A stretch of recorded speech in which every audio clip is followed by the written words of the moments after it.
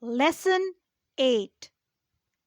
Jack and Jill went up the hill to get a pail of water. Jack fell down and broke his crown, and Jill came tumbling after. 1. The pail was full when Jack fell down the hill. 2.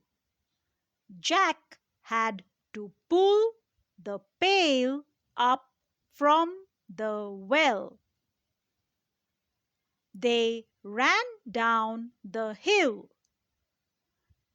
That is why they fell.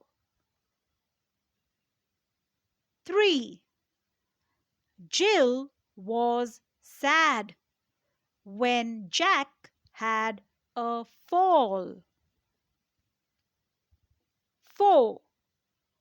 He must keep very still in bed, or his crown will not mend.